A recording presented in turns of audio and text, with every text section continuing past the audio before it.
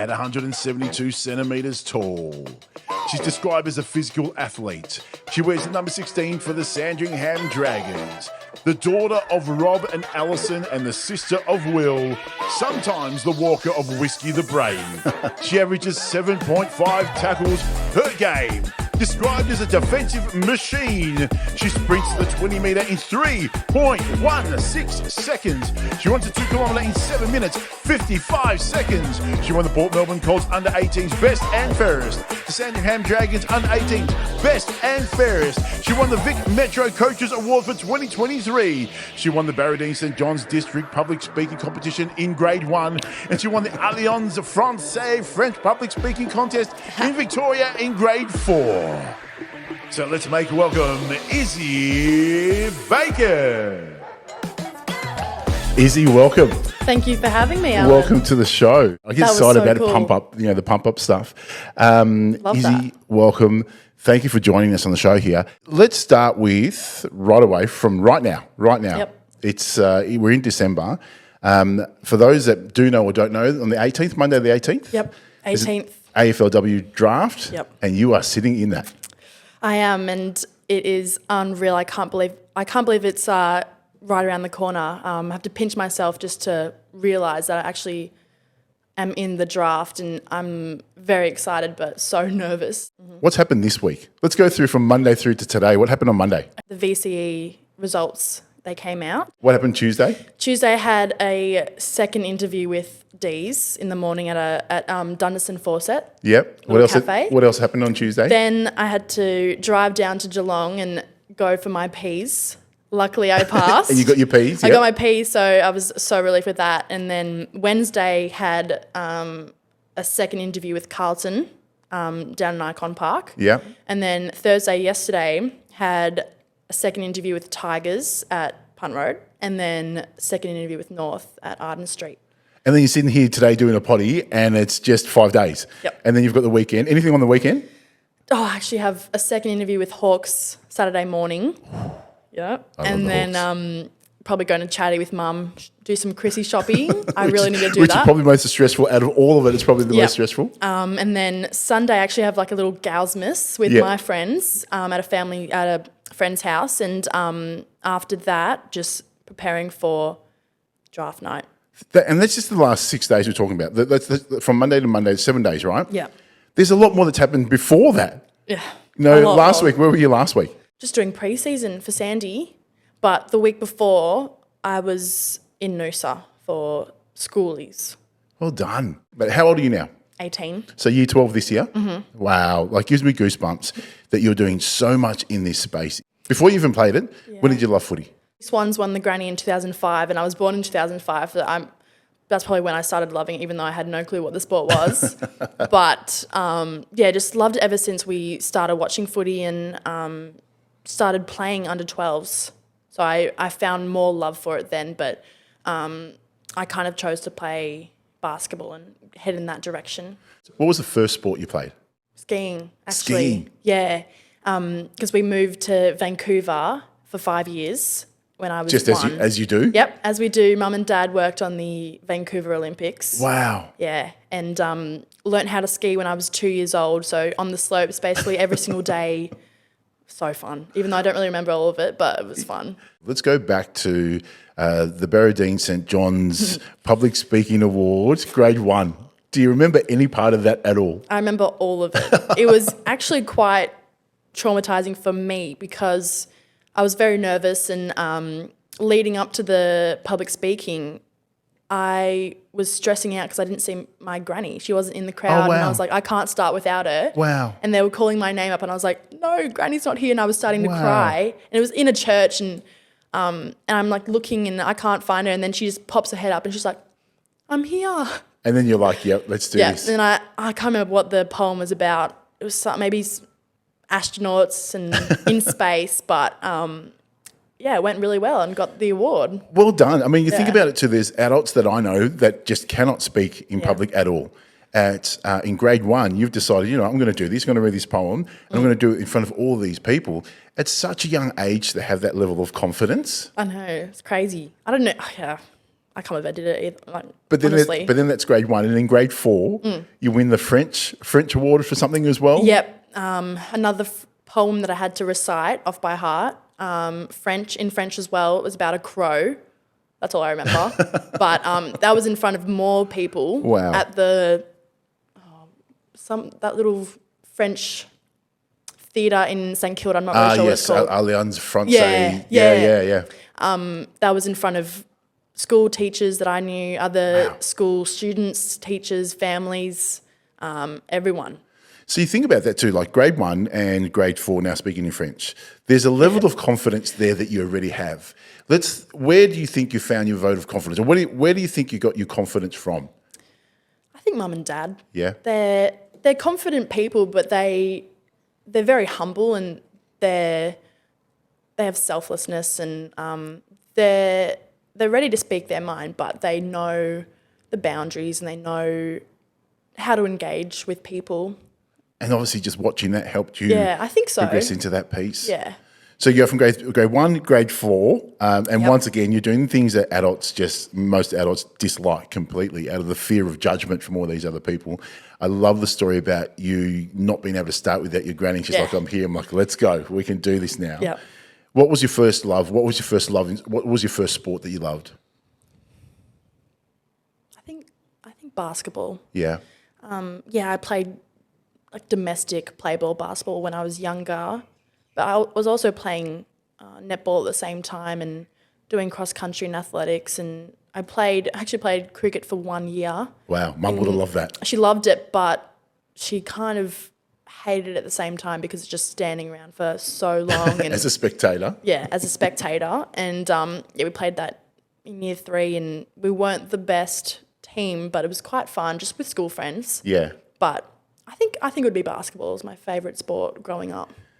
Did you dream to be, as a young kid growing up, and I keep saying this now, remember you're 18, but you have lived 18 years of this just quality life that you have, right? The moment that you went to bed to dream about the sports person, or what were the dreams as a young child? Who did you want to be? Whether it was sport or whether it was music, what did you want to be? At some point, I wanted to be a professional basketball player, and that was my dream for so long, and that was just engraved in my brain. I'm going to be a professional basketball player and play for WNBA and go to college in America and have that experience. But that changed quite quickly when I wasn't recognised for the player that I was and wasn't making ones teams.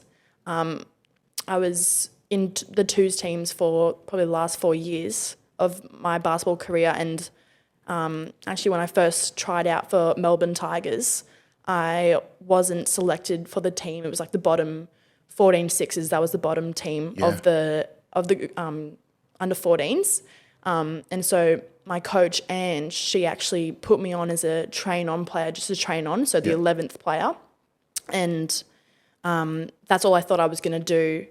But eventually I showed that I'm determined and motivated to work through and be the best as the other players in my team. And I started as the starting 5 player and was probably maybe the best player in that team. Yeah. And then I just moved through, but made 14 threes and twos. So how old were you then, 13, 14? 13. 13. Yeah, so 12, 13. Let's go 12, 13. You're pretty confident that you're a pretty good basketball player. You're confident in your ability, and you find that you don't make that team. What was going through your head as a 12, 13-year-old? What were all the emotions that were going through your head? Yeah, I think I was very emotional, just defeated that I didn't prove myself or didn't make the team in the first place. Did you think that was because you hadn't tried hard enough, or did you think because they hadn't seen what your ability was? I think both, because I think before that tryout I only played domestic, so it was kind of Mickey Mouse basketball. Yeah. And I was the better player in the domestic, but obviously it's such a step up to rep basketball. So I probably didn't try hard enough with the 1%ers. even though I was so young, I just thought I would come through. But yeah. I just love that at age 12, you're like, I should have tried harder with one percenters. Yeah. But then by the end of the season, you're starting 5. Yep. How was that? How did that make you feel? Just going, you've selected me as this. You've given me an opportunity, but now you've taken that opportunity and gone, this is what I am and this is what I do. Yeah, it just made me just a lot more confident and happy with what I had achieved that year. What was your driving motivation? Like, what was the thing that you were like, I'm going to try harder this time through training or through games? What was some of the things that for you were like, I need to push harder in this? What was the driver behind it? I think I've always had the mentality to train like I play. So during trainings, I would just go as hard as I could and beat all my players and just prove that I'm better than the rest. Where do you think that started from? For you, when do you think that started as a kid? And where do you think you got that drive from?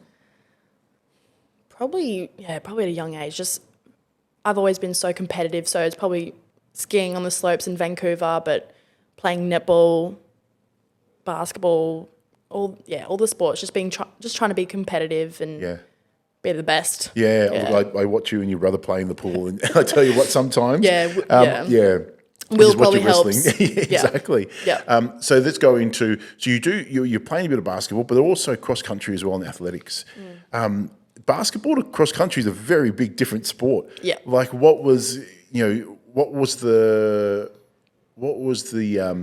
driver behind running? Just kind of came naturally. I didn't really do a lot of training for running. I just love to run, and even now I love to run. And it was so fun just to compete with my fellow school kids, because we would just go to Murphy's Reserve for cross country, like the district or whatever it was called, before we moved on to versing other schools. So it was so fun just to run around Murphy's Reserve and just win. I tell you what, you're one of many. You're one of a small percentage of people that says cross country is actually fun, and running that distance is actually fun. Yep. I want to, you then go through basketball, and you see, you start to try and work your way through the system. At what stage does footy now become involved at age 12, 13, 14? I think it was under 14s. I just played my first level of Port Colts, and I think the season got cut short maybe because we didn't have enough girls, but I played that year and just found more love in footy than basketball, but I wanted to focus more on basketball. What was it? Now you're going from a non-contact sport now into a contact sport. Why? What was the big difference for you? Like, how was that? I mean, I've grown up playing contact sports, so I don't know what it's like transitioning into a contact sport from a non-contact sport. So what was that like as a 14-year-old now we're going to tackling, we're doing that? I loved it. Loved it so much. Just the tackle pressure is my favourite thing in footy, and I think not most games, but maybe most in basketball, I nearly got 4 or 5 fouled out. Yeah. So, I've always loved the physicality. You look at when you ask kids about footy, what do you love about footy? It's all about kicking goals and do that sort of stuff. Your defensive pressure, the fact that you love the physicality of it, that's one of those driving components. So 14s goes, what happens the next year? 16s or 15s? Next year, I don't think I played footy. I just played under 16s for basketball. Yeah. Yeah, I don't think there was any footy, just basketball. Yeah. And then from there, what was it the following year? 16s, under 16s 2. So I made under 16s bottom age and under 16s top age 16 twos. Yeah. Yeah. So just basketball. Yeah. I'm pretty sure, yeah. And then 17? No, I think it was under 18s in footy and basketball, but I'm pretty sure there was one year where it was COVID. Yeah. So how long ago? So under 14s you play footy. When's the next time you play football?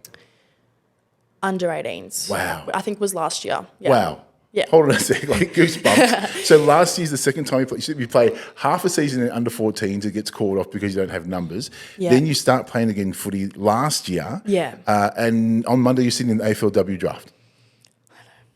Wow. Yeah. Wow. Yeah, pretty insane. You come back to footy, you find the love for it, you find this drive through footy. Yep. How does it feel now going, I have this passion for footy over basketball? I think I had more fun and enjoyment playing footy. Basketball just got too much where it was kind of an unhealthy environment, just going against girls that you know are already going to be making the ones teams or getting selected for Vic Metro. So I just felt like I had more freedom playing footy than basketball and had more fun. What was that like, feeling that? This is your dream, right? Your dream is to go college, do all the big stuff, and then all of a sudden your dreams have to shift and change, not because of the amount of input that you have, but because it's the input from other people. How did that feel?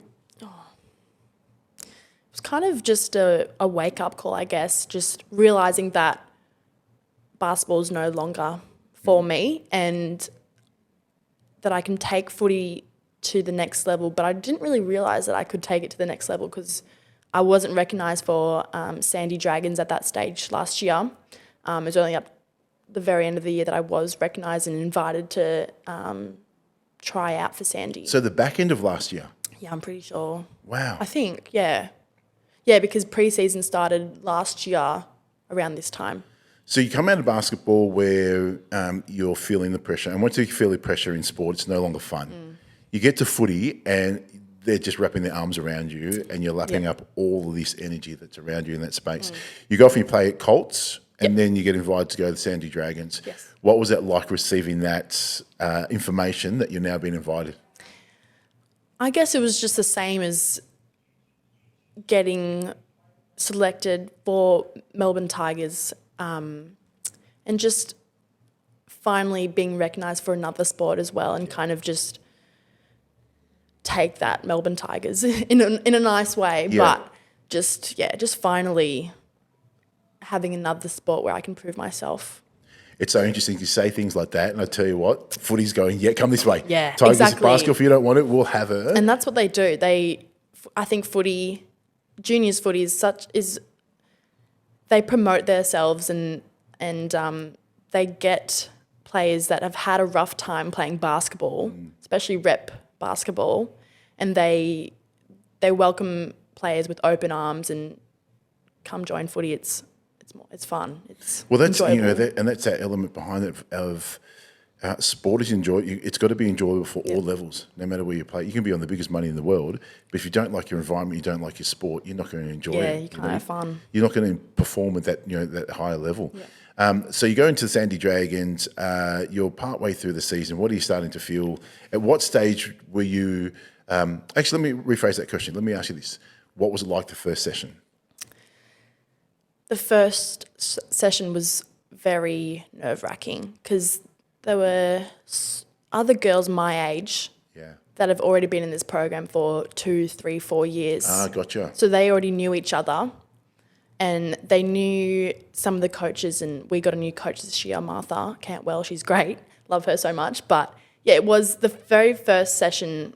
I was looking forward to it, but I was very nervous because a lot of new faces, and I was the new girl kinda, and I was like the older new girl because there was under 16 girls that were coming through. Yeah. So young and already in the program, and they have like 2-3 years left of Sandy. Yeah. Yeah. Wow. Fast forward that, and there's that next level. So Sandy Dragons, you get credited for your work through Sandy Dragons in the way that you play in your physicality. What happens next?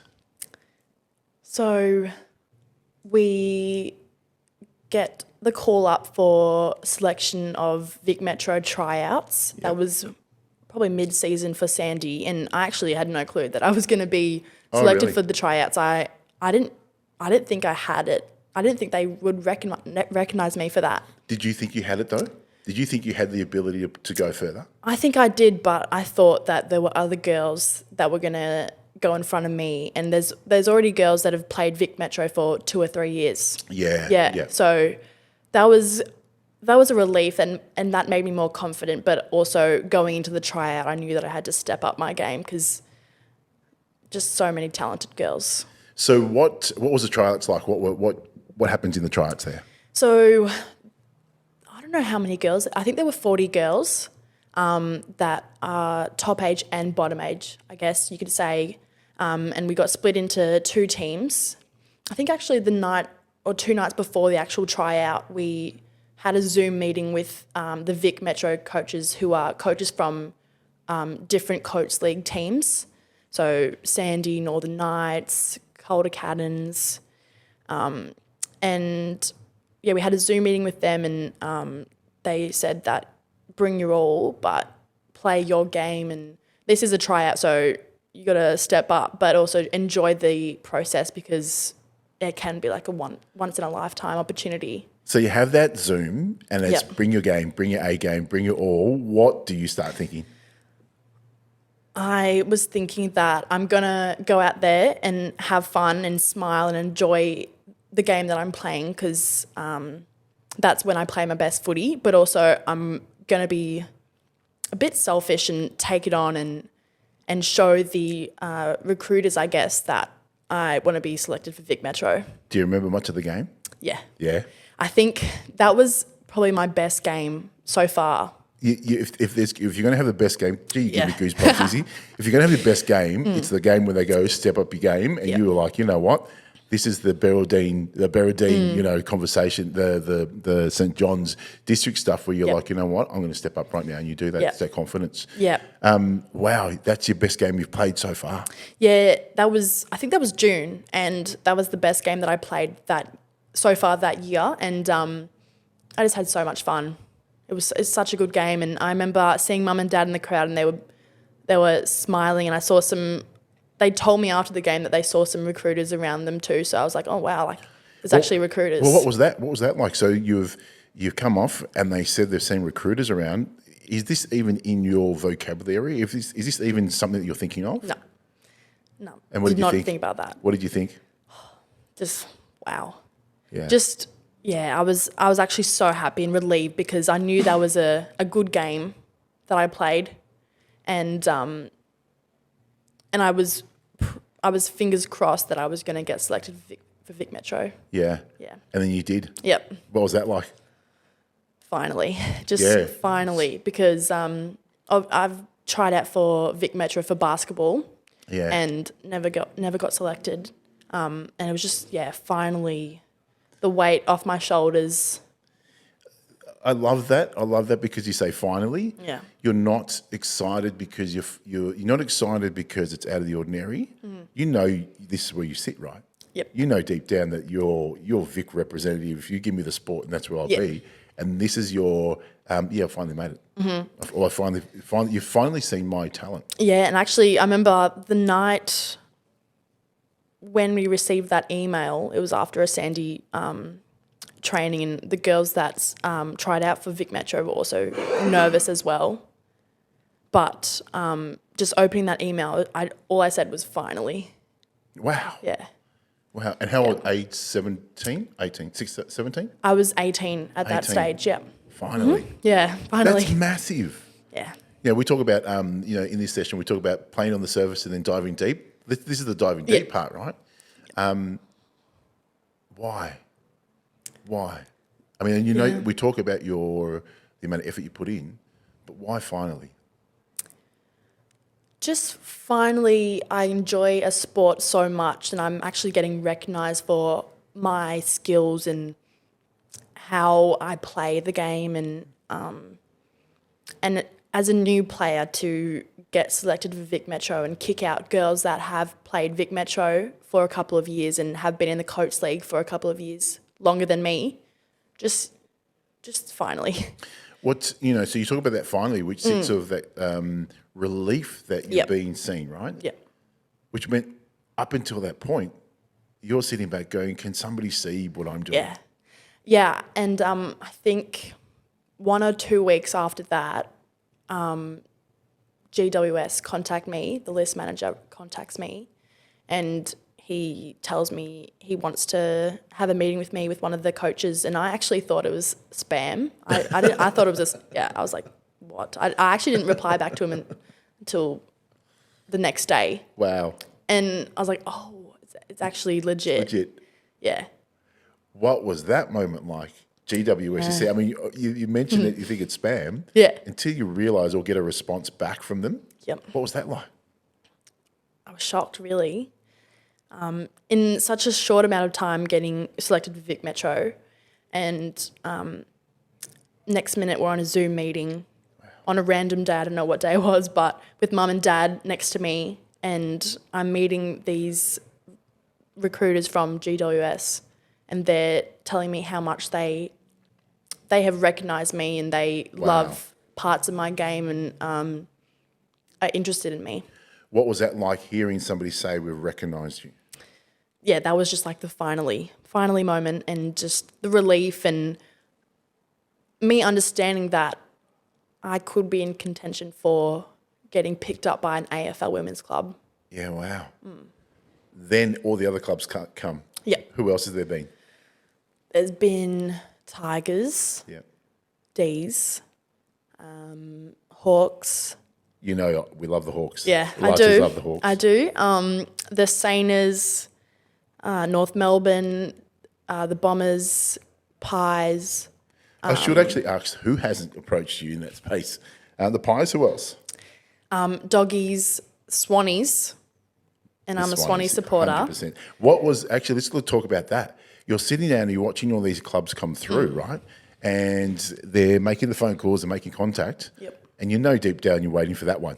Yeah. The Swannies comes. Waiting for that one for a long time. It was actually kind of a funny moment because before Swannies contacted me, I already nominated Vic. So you can nominate national, or you can nominate state. And it was Which the last... means you nominate Vic, it leaves you out of contention with all the other teams. So I have all the Vic clubs that have contacted me. So that's my decision. I wanted to nominate Vic because Why? at that Why? stage, I only had GWS as the one interstate club.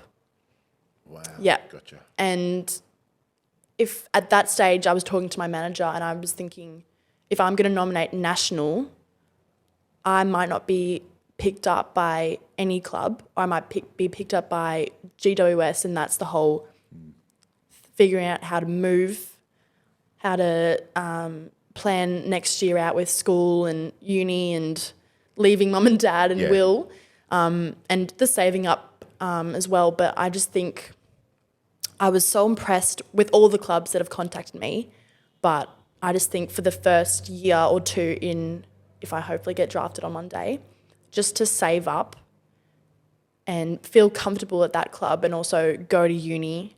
So that's why I nominated Vic, but Sydney Swans contacted me a week after, or maybe a couple of days after I nominated, and I was like, oh my gosh, oh no. What did mum and dad say? Actually, we were going... Mum and dad were on the couch and I had some girls over because we were going to a party, and mum just comes up to me and shows me her phone because they emailed my mum. I don't know why, but mum was just like straight face, and I was just like, oh my God. Yeah, couldn't believe it, but I just texted them, I emailed them straight back and said I would love to have a meeting with you. And that we arranged a day, and when we had the Zoom meeting, their list manager said that they already know that I've nominated Vic, and they were fine with that. But it was a great interview, and they knew we were Swanee supporters, so it was great. There is still that confidence that I can move interstate, but they understood why I nominated Vic. You know, we talk about the maturity that you have and this level of confidence. I rewind myself back to age 18. If anyone had come to me with a contract, I'm like, I'm done, I'll sign it, I'm out of here, I am gone. But the fact that you sit and you have this level of maturity, level-headedness on your head, it's such a inspiration to many people. But you're also, let's talk about inspirations to you. So who inspires you? I think my family inspires me a lot. Mum and dad, my brother, my grandparents, my cousins, but also my friends. My under 14 sixes coach, Ange, for Melbourne Tigers. I've actually been coached by her for 2 years in Melbourne rep basketball. She could see my talent, but also could see that I'm a team first player and I'm not selfish and I'm quite humble. And I guess she could resonate with myself when she was playing netball and basketball growing up.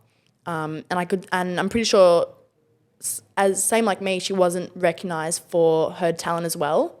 But she's a great coach, and I owe a lot of my junior career of playing sport to her. Wow. Yeah. Who were the other coaches? Martha from Sandy. I think Mum as well, because she coached our netball team for a couple of years, and she absolutely not hate, but she dislikes netball. Yeah. Because she always played basketball and cricket and rugby league and touch. So, yeah, I think she was a great coach because she knows her sport. So who are the footy players that you look up to and why? I look up to Charlie Rowbottom, Monique Conti, Emma McCarney, and Chloe Malloy. There's a lot of players I look up to, but I think those players are similar to my playing style and similar to who I am.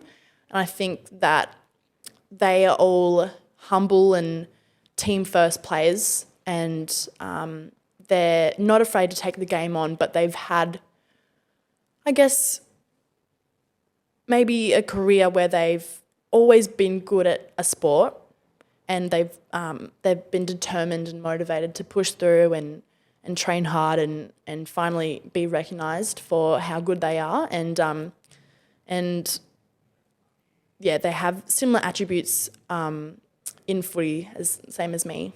You know, and when we were setting up and you came in, sat down, and Chris, who owns this pub here, the Palace Hotel in South Melbourne, came in and he was talking about a foundation that was assisting people or players or athletes that couldn't financially pay for particular things, and there was some grants and some foundation work. Yep. And he mentioned that one of the recipients of that has come through the system, and you asked, "What's her name?" And he looked at it and he was like, "He's Monique Conti." And your eyes just lit up, and I was like, "I know Monique Conti." What else draws you to them?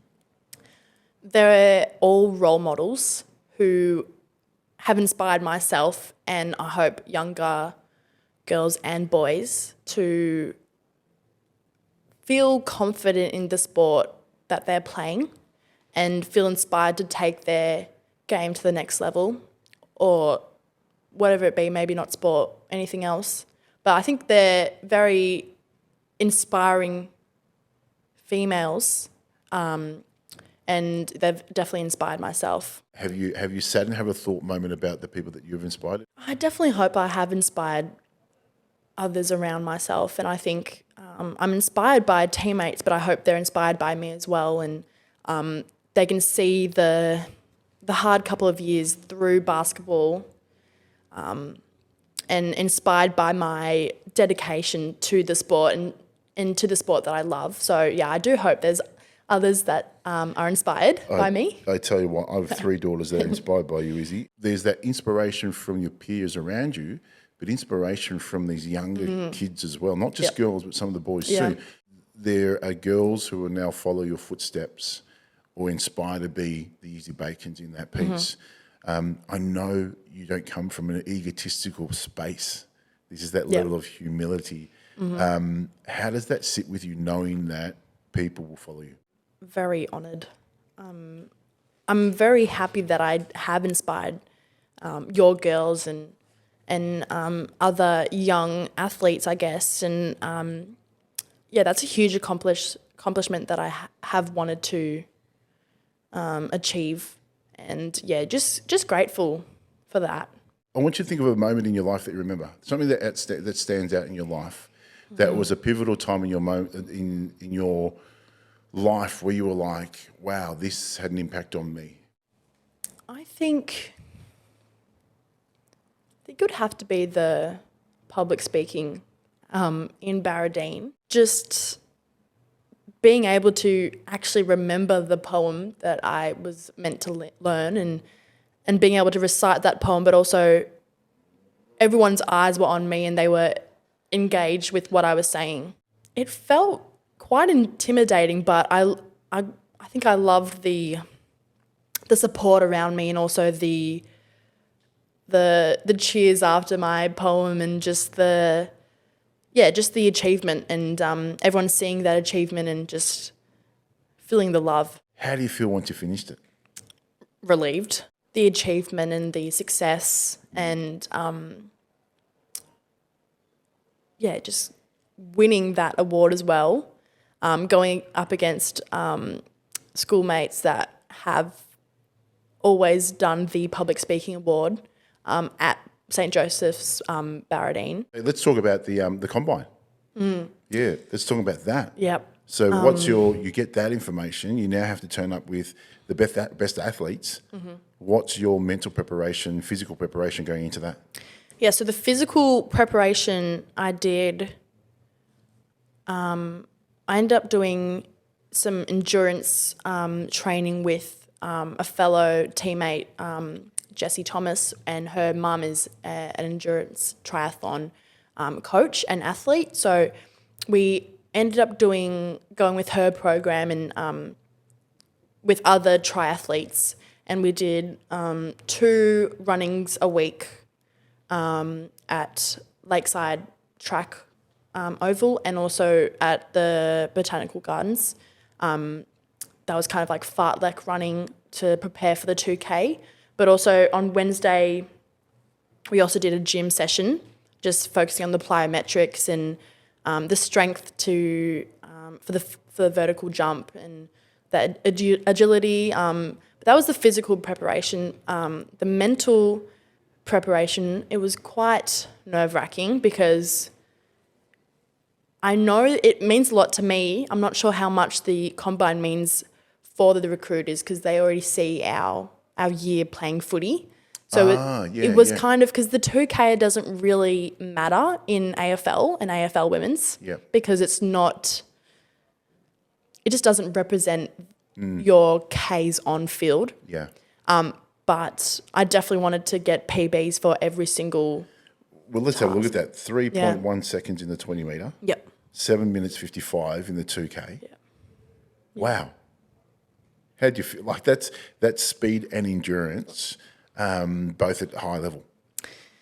Yeah, I was very happy with those results because I know that there's other girls there that have had an athletic background more than me with athletics and cross country, and some of them are state runners as well. So I knew I had a task at hand, but it was also so great to see all the girls again because it was obviously off season when we had the combine, so I haven't seen all of them in a while. So it was so great to see them all again and also to look around because we were on the Rod Laver track, little kind of like basketball court. Yeah. And all the chairs around the stands, I saw all the coaches and recruiters as well. So I kind of kept my head down because I didn't want to be distracted by them. How much energy did you get from that? A lot of energy.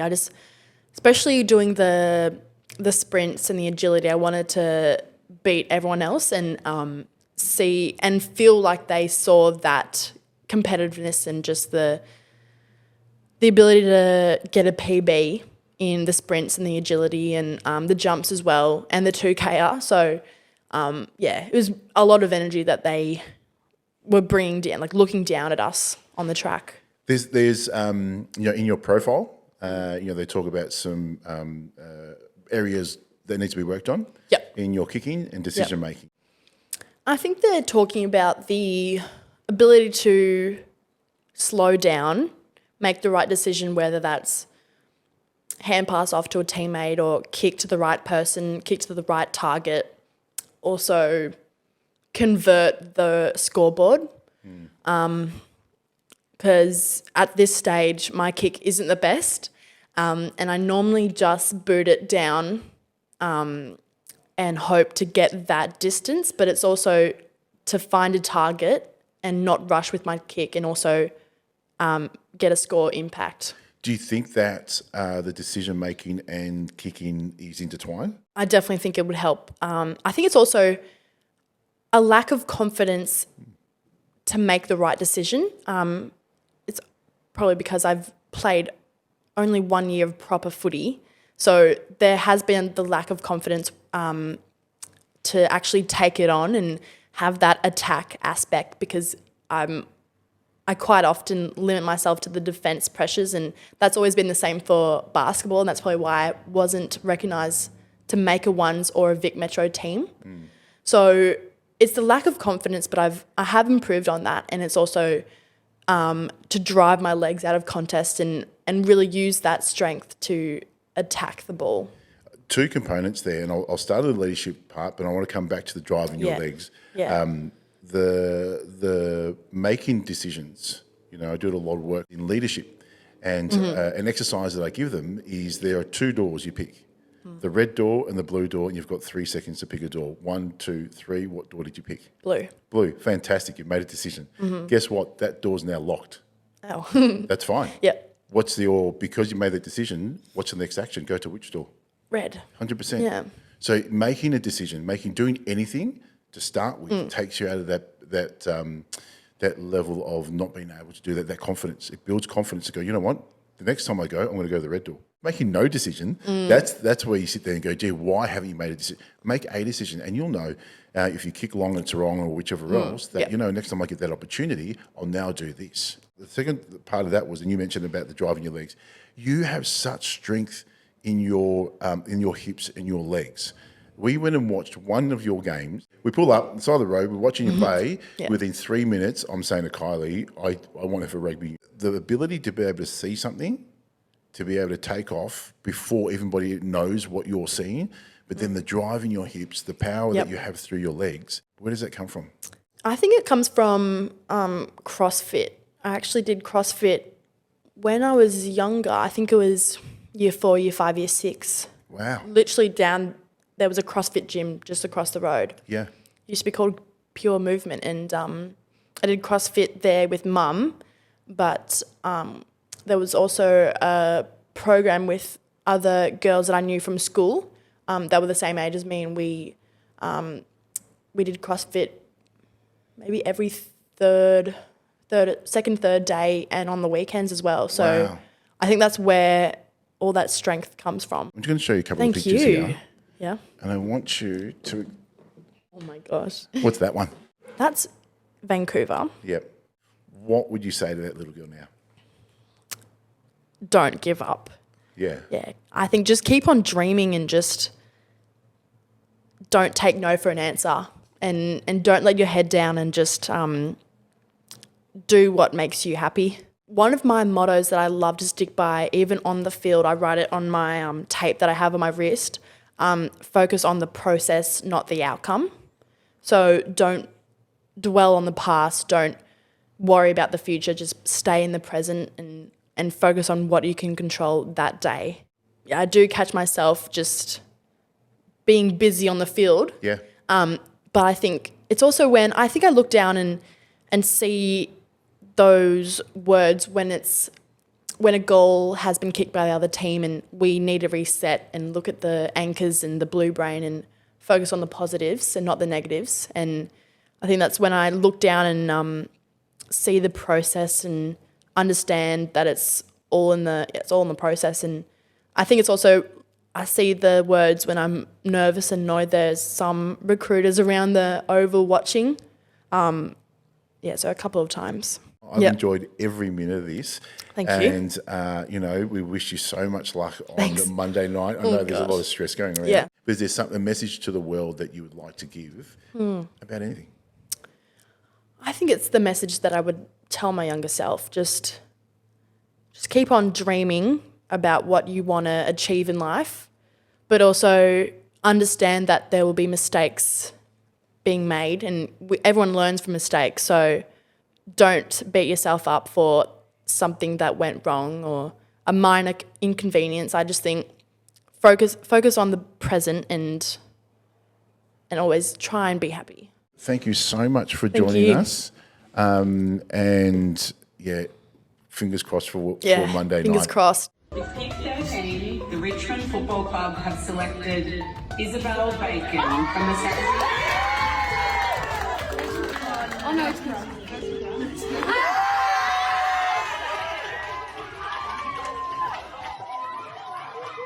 You look good in those colours.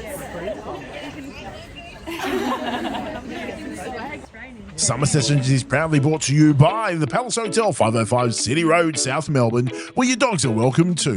First Nations owned with Indigenous ingredients. Order your black brews, tea or coffee online now. Local Rules Cafe, Garden City, where genuine hospitality begins. Mahina Wellbeing Programs, where understanding people matters most. And this is another Light 2 production. Woo!